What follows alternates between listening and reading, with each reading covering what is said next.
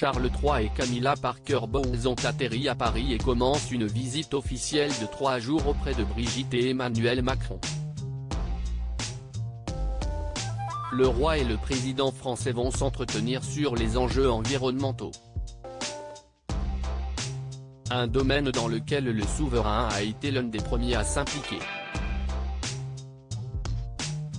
Difficile de faire la leçon au roi Charles III en ce qui concerne l'écologie.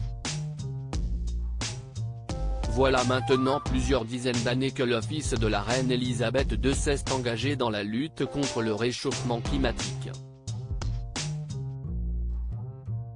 Le thème sera d'ailleurs l'un des sujets abordés lors de la rencontre entre Charles et Emmanuel Macron ce mercredi 20 septembre. S'il se serait sûrement passé de l'avion pour venir à Paris, Charles III n'a pas eu le choix. Mais cette empreinte carbone, qu'il ne peut malheureusement pas annuler, le roi tente de la compenser par d'autres moyens.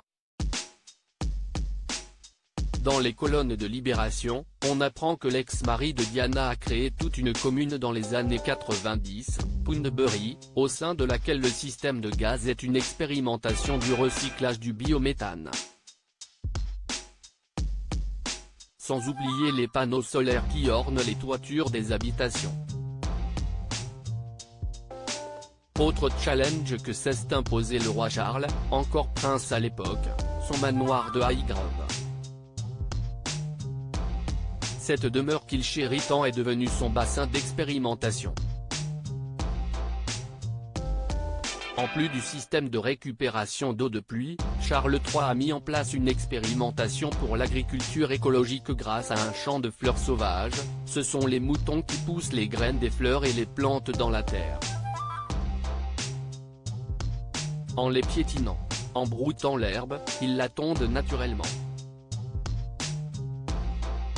CIST du jardinage organique, explique Rosie Alderton, l'une de ses employées. Un véritable business. Toutes ces initiatives, Charles III les a menées jusqu'au bout. Comme avec la ferme voisine, l'une des premières à cultiver sans OGM ni pesticides et dont les produits de chi organiques sont vendus dans les supermarchés. Ces ventes constituent d'ailleurs l'une des nombreuses ressources financières du duc de Cornouailles que Charles n'est plus. En devenant roi, le mari de Camilla Parker Bowles a transmis son statut de duc de Cornouailles à son fils, le prince William. Le salaire de ce dernier sera donc constitué des revenus très généreux que rapporte le duché. Parmi eux, le loyer du manoir de Highgrove, versé par son propre père.